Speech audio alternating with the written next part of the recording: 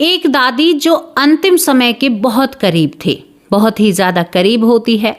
पोती देखती है कि दादी तो मरेगी, जीवित तो नहीं रहेगी, मृत्यु लोग है, आना जाना है, भैया यहाँ पर कौन रहेगा। तभी वो पोती कहती है कि दादी, लोग कहते हैं कि इस दुनिया से अलग ऊपर एक और दुनिया है।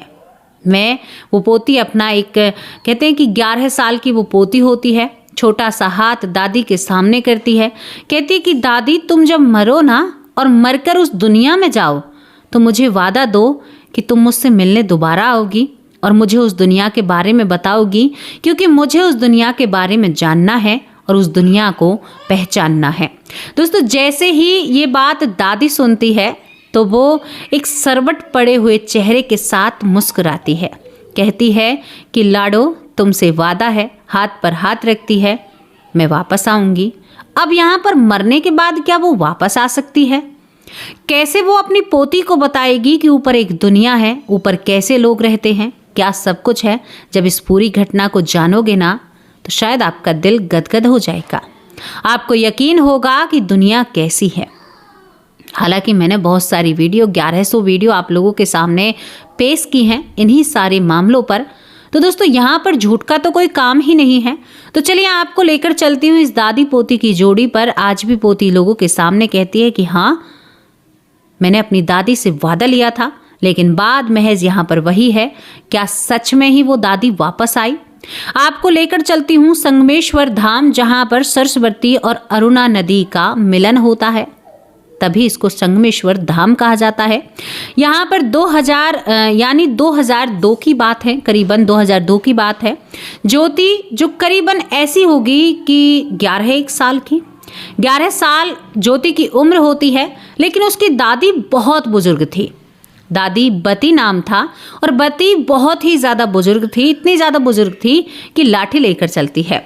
ज्योति अपनी दादी से बहुत लगाव करती है, ज्योति को अपनी दादी बहुत प्यारी लगती है, इतनी ज़्यादा प्यारी लगती है कि वो हमेशा ना अपनी दादी के पीछे पीछे उसकी नकल किया करती है। अगर दादी खाना खाती है तो भाई दांत नहीं होते हैं, तो जैसे वो दादी मुंह चलाती है ना, तो ज्योति भी अपना मुंह चलाती है। दादी लाठी से चलती है तो ज्योति भी लाठी से चलती है। धीरे धीरे दादी पोती अपनी उम्र को पार कर रहे थे। दादी जो बुढ़ापे की तरफ बढ़ रही थी और ज्योति जो शायद बड़ी हो रहे थे। दोस्तों, यहाँ पर ज्योति बड़ी हो जाती है तो दादी एक दिन बीमार पड़ जाती है। दादी कहती है कि ज्योति मेरी लाडो, मैं अब इस दुनिया से जाऊंगी। तो ज्योति बचपन से ही क्या था कि वो अपनी दादी से कहानियां सुनती आई थी।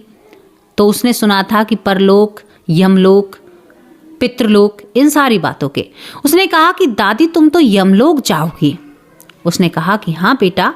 तो दादी तुम कई बार कहती हो कि मैं मरूंगी मरूंगी, तुम मरती तो हो नहीं। दादी हंसने लगती है, लाडो अब की बार पक्का मरूंगी मैं, अब जीवित नहीं रहूंगी। यहाँ पर ज्योति कहती है कि दादी पक्का मरोगी ना? उसने कहा कि हाँ मैं पक्का मरूंगी। अब एक बालक की ही तो बातें हैं, समझदार हम और आप तो ऐसी बातें नहीं कर सकते। ज्योति ने कहा दादी वादा करो तुम मरोगी ना?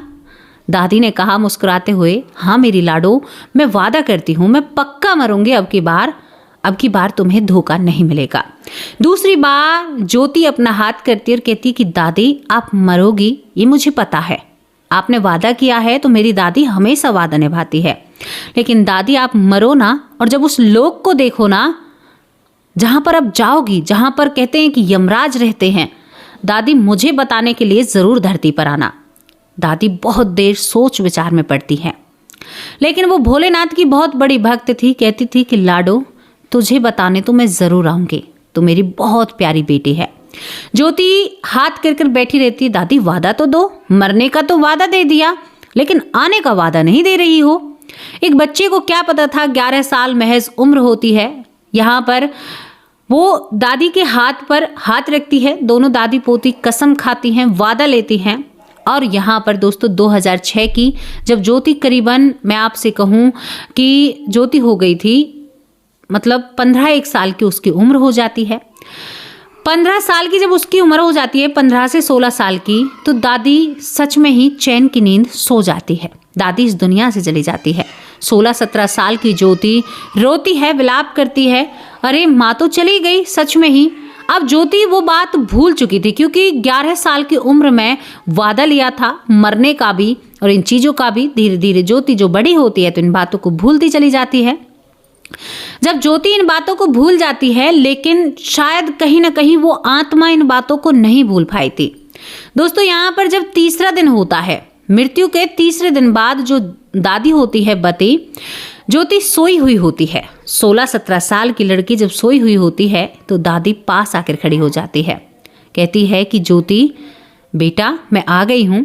तो ज्योति कहती है कि नहीं, ये मेरा भ्रम है, ऐसा नहीं हो सकता, आप क्यों आई हैं? तो यहाँ पर दादी कहती है कि तुमसे वादा किया, उस वादे को क्या मैं निभा नहीं सकती? मैं तुम्हारा वादा निभाने के लिए यहाँ पर आई हूँ, तू बता तू कैसी है? ज्योति रोने लगती है और ज्योति बताती है कि मुझे ऐसा लगा कि मेरी दादी मेरी चारपाई पर बैठी हैं और मैंने उनकी गोद में अपना सर रखा है, मैं जग रही थी। मैंने कहा दादी आपके बिना मन नहीं लगता है। वो कहती है कि हाँ लाडो, तुमने वादा भी तो तुमने ही लिया था कि पक्का मरोगी या नहीं मरोगी, अब ऐसे क्यों रो रही है मेरी छोटी सी गुड़िया? वो कहती है कि दादी अब मैं बड़ी हो गई हूँ, वो बचपन की बातें थी, मुझसे गलती हो गई, अब मैं ऐसा नहीं करूँगी। यहाँ पर जब ये बातें सुनती है तो दादी कहती है कि बेटा मुझे तो अपनी वादा निभाना था, मैं कैसे अपने वादे से पीछे हट सकती थी? ऐसा हुआ है कहीं भला? अरे हम संगम पर रहते हैं और हम झूठ बोलेंगे, हम वादा नहीं निभाएंगे तो लोग यकीन कैसे करेंगे? यहाँ पर ज्योति की दादी कहती है कि दादी बात क्या है, वो बात मुझे बताइए। वो कहती है कि तुझे याद नहीं है, मैं तुम्हें उस दुनिया के बारे में बताने के लिए आई हूँ।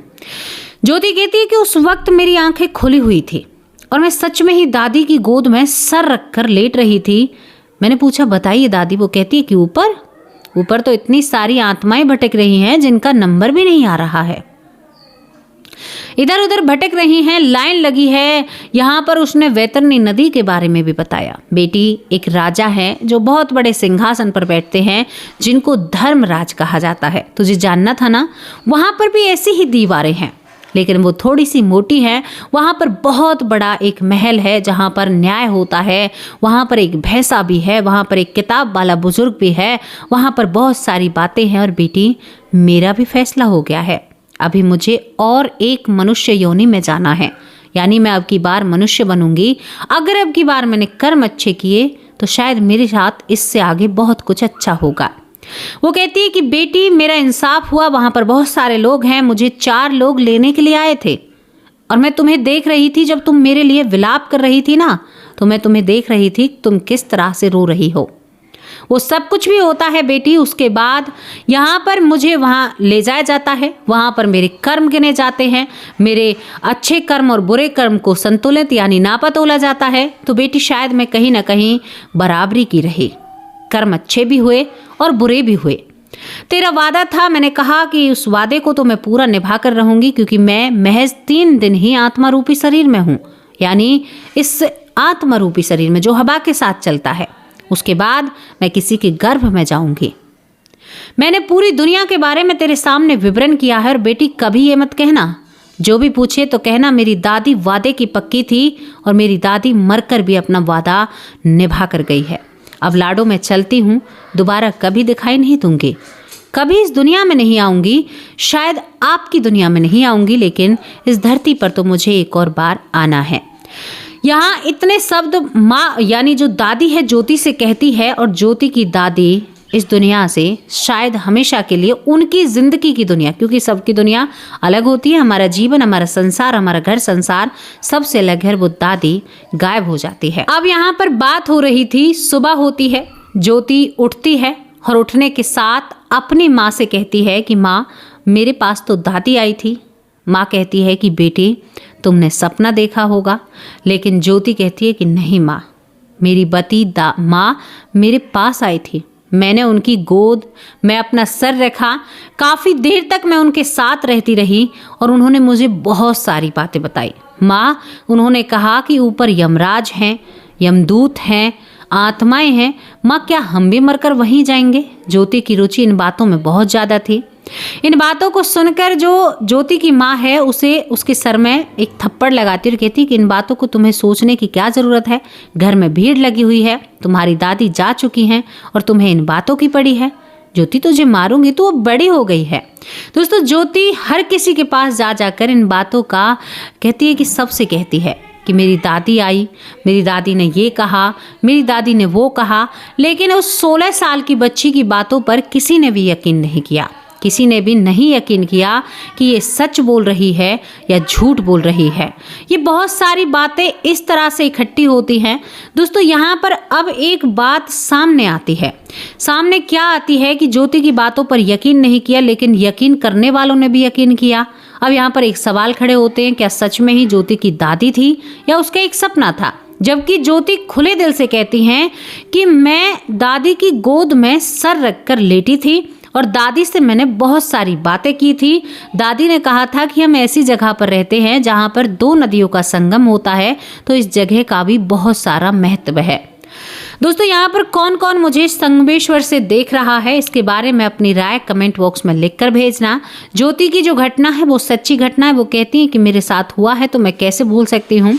आज ज्योति कई बच्चों की यानी 2 या 3 बच्चों की माँ है। अपना जीवन बहुत अच्छे से बिता रही हैं और उनका जीवन बहुत खुशहाल है। उनके जीवन में किसी भी चीज़ की कोई कमी नहीं है और यहाँ पर वो बहुत अच्छे से रहती है। लेकिन वो यही बात कहती हैं कि जो लोग ये कहते हैं ना कि स्वर्ग और नरक इस मृत्यु लोक पर ही है, अगर ऐसा होता तो सच में ही इस पृथ्वी का मृत्यु लोक नाम नहीं होता, इसको कोई मृत्यु लोक नहीं कहता। नहीं भैया, बिल्कुल नहीं है। स्वर्ग और नरक यहाँ पर केवल आप कर्म करने के लिए आए हैं। ये कर्म का मैदान, जिस तरह से आप घर से किसी खेल में भाग लेते हैं ना, उस खेल को आप खेलेंगे, उसके बाद पता चलेगा कि खेल में आपने कैसा प्रदर्शन किया है या खेल आपने कैसे खेला है। उसी तरीके से आपको इनाम दिए जाएंगे। तो ये वो खेल का मैदान है जो पृथ्वी लोक है या मृत्यु लोक है, जहां पर अंत में आपको अवार्ड दिया जाएगा या शायद आपको एक भारी हार के साथ ये कहना पड़ेगा कि मैं हार चुका हूँ, शायद मैंने बेहतर प्रदर्शन नहीं किया या मैंने बेहतर काम नहीं किया।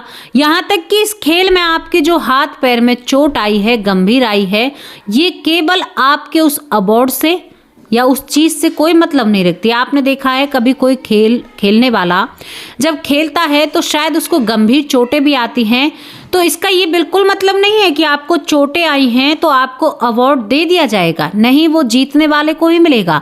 यानी कहने का तात्पर्य है कि आप यहाँ पर रह रहे हो तो आप जो भक्ति करोगे, पूजा पाठ करोगे या भगवान के नाम का जाप करोगे, उसके बीच में आपको रिश्तों से धोखा मिला है या कुछ भी मिला है, वो आपकी करने का फल है। ये भगवान ने नहीं दिया आपको, ये आपसे ही कोई कर्म बिगड़ा है, वो कर्म आपको मिला है और उस कर्म को आपको भोगना ही पड़ेगा। शरीर के कष्ट के साथ या रिश्तों के कष्ट के साथ या किसी के धोखे के साथ। ये जो सारी चीज़ें होती है ना, जितनी भी गतिविधियां आपके जीवन में होती हैं, वो आपके पिछले जन्मों से और आपके कर्मों से जुड़ी हुई होती हैं। ज्योति की दादी ने साफ कर दिया था। हालांकि कोई प्रमाण या कोई सबूत या कोई वीडियो ऐसी तो नहीं है जो उस वक्त की वीडियो हो सके या मैं आपको दिखा सकूं, लेकिन आपको एक कहानी, एक घटना मैं आपको बता रही हूँ जो ज्योति जी ने हमसे संपर्क किया। उन्होंने कहा कि दीदी, मैं इस सब के सामने रखना चाहती हूँ। मैं बताना चाहती हूँ कि ऐसी चीज़ें भी हैं। मैं इन चीज़ों पर बहुत भरोसा करती हूँ और मैं लोगों की राय जानना चाहती हूँ कि लोग कितना भरोसा करते हैं। आप लोगों के अंदर बहुत ज़्यादा जागरूकता और बहुत सारी चीज़ें। हालांकि मैं ज्योति बहन से कहना चाहती हूँ कि मेरी प्यारी बहन, मैं ऐसा कुछ नहीं हूँ, मैं आप नहीं हूँ। ये सब कुछ क्योंकि मुझे चुना गया है शायद इसी चीज़ के लिए, तभी मैं आप लोगों के सामने बोल पा रही हूँ। कभी कभी मुझको खुद को अनुभव होता है कि मैंने क्या कहा है और कैसे कहा है, मुझे खुद भी नहीं एहसास होता। तो आज हमने ज्योति की आपके सामने कहानी रखी। एक दादी जो अपने वादे की पक्की रही, अपनी पोती के लिए वो वादा निभाने के लिए मरने के बाद भी दोबारा आती हैं। और तीसरे दिन जब आपको पता है राख को छानकर बहुत सारे लोग चिन्ह देखते हैं, वो तीसरे दिन अपनी पोती को 16 साल की को, जिसको ये ज्ञान नहीं था कि राख या आत्माएं तीसरे दिन उनके साथ कुछ होता है, क्योंकि 16 साल की उम्र में इतना ज़्यादा नहीं पता होता था उस वक्त में। तो वो दादी कहकर जाती है। 2000 यहाँ पर आपको बताऊं, उनकी मृत्यु 2006 में वो दादी इस दुनिया से जाती हैं। बती दादी होती हैं और वो सारी सच्चाई सबके सामने या अपनी पोती के सामने रखती हैं। शायद उसकी बातों पर उसके माँ बाप ने भी यकीन नहीं किया था, लेकिन ये सच्ची घटना हमको लगती है तो हमने आप लोगों को बताई। आप लोगों को ये घटना कैसी लगी इसके बारे में अपनी राय कमेंट बॉक्स में जरूर लिखकर भेजना। अब आप लोगों से विदा लेती हूँ।